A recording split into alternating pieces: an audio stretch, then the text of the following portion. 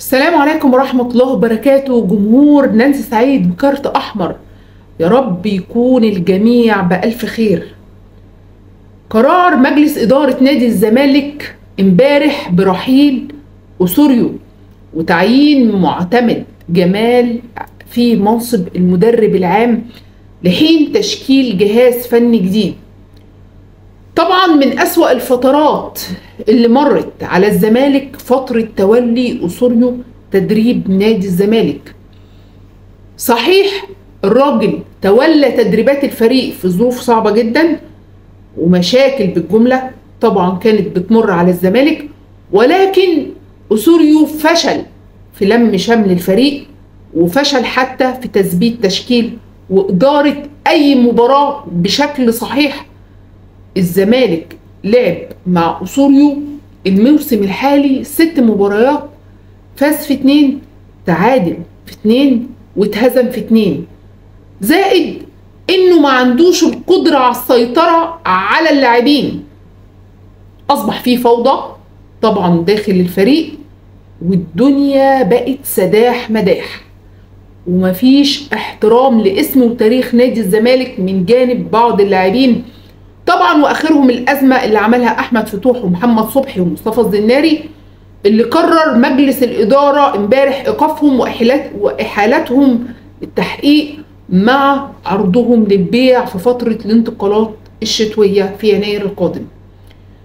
وانا شايفه ان اخيرا القيم والمبادئ تتحكم في قرارات مجلس اداره نادي الزمالك بعد قرار عرض الثلاثي احمد فتوح محمد صبحي مصطفى الزناري للبيع وتحويلهم للتحقيق. من وجهة نظري ده قرار تاريخي لمجلس الإدارة الجديد للزمالك. مفيش شك فتوح لاعب مهم جدا في صفوف نادي الزمالك، ولكن المبادئ فوق كل شيء.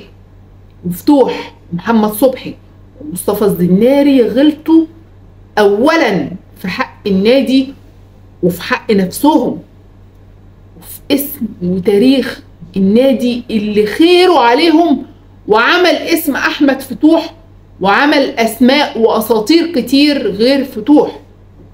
الزمالك فريق كبير ليه تاريخ عظيم اكبر من احمد فتوح او غيره من اللاعبين مهما كان اسمه او تاريخه.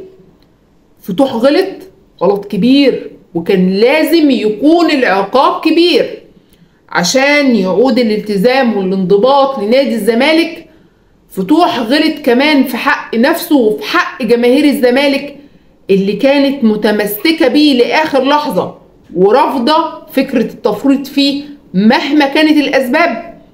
صحيح اللاعب قال إن عليه فلوس حوالي 15 مليون جنيه وعليه ضغوط، وكمان إدارة الزمالك أثناء الحملة الانتخابية كانت عاملة لأحمد فتوح البحر طحينة وكانت عاطية فتوح وعود كتير وللأسف مفيش حاجة منها اتحققت، ولكن ده مش مبرر أبدا للخطأ اللي ارتكبه أحمد فتوح وصبحي والزناري، إنهم يسيبوا معسكر الفريق والزمالك عنده مباراة مهمة، خصوصا وإن نتائج الزمالك مش أحسن حاجة في الفترة الأخيرة، او انهم يستهينوا باسم وتاريخ نادي الزمالك اللي عملهم وعمل لعيبه غيرهم كتير.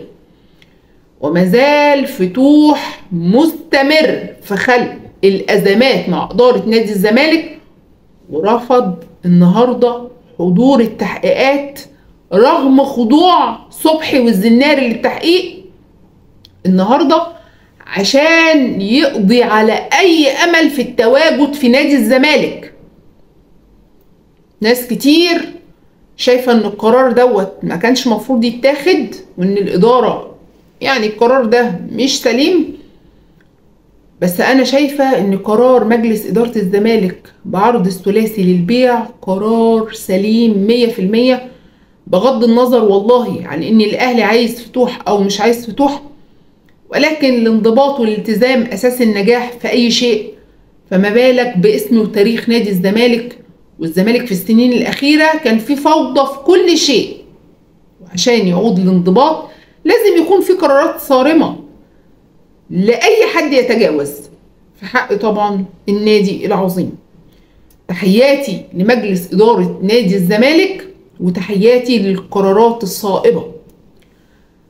الزمالك في الوقت الحالي بيشوف طريقة للتواصل لحل مع المدرب الكولومبي أوسوريو بسبب مستحقاته المتأخرة عند نادي الزمالك، اللي بتبلغ قيمة مستحقات أوسوريو حوالي 400,000 دولار، ده راتب 3 شهور وقيمة الشرط الجزائي. في نفس الوقت بيبحث مجلس إدارة الزمالك عن مدير فني جديد في حال رحيل أوسوريو، وظهر اسم كريستيان جروس بقوة داخل نادي الزمالك. أما المصري الوحيد المرشح لتدريب الزمالك هو الكابتن حسام حسن، وحسام حسن للأمانة هو سبق وأنقذ النادي من العروض الباهتة والنتائج السيئة مرتين قبل كده. امبارح الوداد المغربي تغلب على صن داونز بنتيجة 2-1. مبروك لنادي الوداد المغربي والكل يعني الودادية المغربية، ألف مبروك. الشوط الأول امبارح كان فيه تحفظ من الفرقتين، ولكن الوداد كان عامل جبهة قوية في الشمال بقيادة مصطفى الحتمي وأيوب العملود. منتصر الحتمي عمل كل حاجة في الشوط الأول وكان نجم الفريق، والهدف الأول للوداد يحسب لمنتصر الحتمي، ولكن للأسف اتصاب في الشوط الثاني وخرج للإصابة.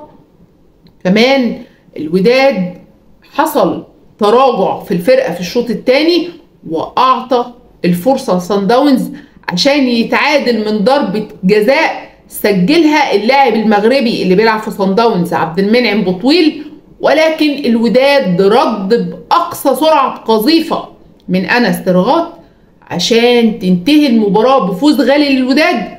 طبعا كنت أتمنى المباراة تنتهي 2-0، ولكن للأسف الوداد ما قدرش يحافظ على نظافة شباكه. المباراة كانت متكافئة جدا، نسبة الاستحواذ كانت 50-50، تسديدات على المرمى 2-2، الضربات الحرة 9-9. فالوداد إن شاء الله يقدر يحقق نتيجة إيجابية في جنوب أفريقيا، وعملها في دوري الأبطال الموسم اللي فات، فده مش جديد على الوداد، وقدر إنه كان يزيح صن داونز من البطولة.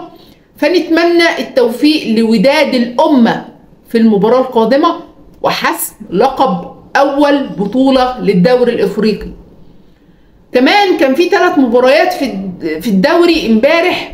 طلائع الجيش هزم الإسماعيلي بنتيجة كبيرة 3-2 في مباراة من أفضل مباريات الدوري لحد دلوقتي، وبيواصل الإسماعيلي مسلسل الهزايم وبيحتل المركز ال14 في جدول ترتيب الدوري ده لحد لحظة انتهاء المباراة. لسه ما نعرفش مع نهاية الأسبوع السادس ايه اللي هيحصل.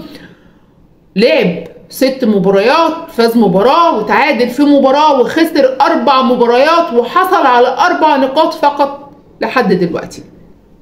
طبعا ده نفس سيناريو المواسم السابقة. صحيح الإسماعيلي بيقدم أداء جيد في الموسم الحالي، ولكن الأداء الجيد بدون تحقيق انتصار مش هيفيد الإسماعيلي في أي شيء ولا هيرفع الفريق في جدول ترتيب الدوري. وعشان إدارة الإسماعيلي تختصر الوقت بدل طبعا الانتظار اللي مش مجدي للأسابيع الأخيرة، أنا شايفة إنها ممكن تشوف المنقذ حمزة الجمل من دلوقتي. يعني السيناريو معروف والفيلم شفناه كتير قبل كده. يا ريت إدارة الدراويش تحاول مع الكابتن حمزة الجمل من دلوقتي لتدريب الفريق، ومفيش داعي للانتظار. كمان البنك الأهلي بيكتسح المصري 4-0 في مباراة تلاعب لاعبي البنك الأهلي بدفاع المصري اللي كان فيه مهازل في خط ظهر المصري، وفشل علي ماهر لحد دلوقتي في قيادة المصري. لعب 6 مباريات، فاز في 3 وخسر في 3. كمان انبي بيحقق مفاجأة للمباراة الثانية على التوالي بعد الفوز على الزمالك، وبيفوز على فيوتشر 1-0.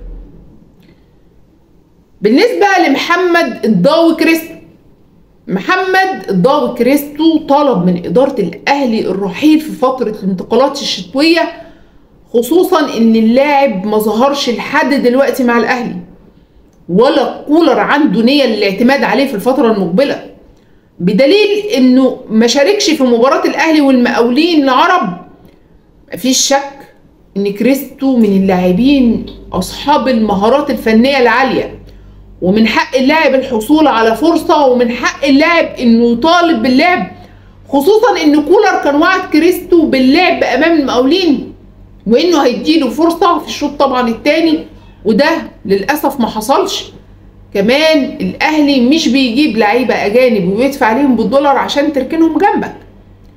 ادي اللاعب فرصة، لو اثبت نفسه خير وبركة، ما استغلش الفرصة يمشي ونشوف بديل. الاستاذ محمد مصلحي رئيس نادي الاتحاد السكندري كان صرح ان مابولولو مهاجم الفريق مش للبيع، ومفيش اي نية للتفريط فيه، وفي حال الموافقة على رحيل مابولولو هيكون خارج مصر، وبيقفل الباب تماما في وجه الأندية المصرية.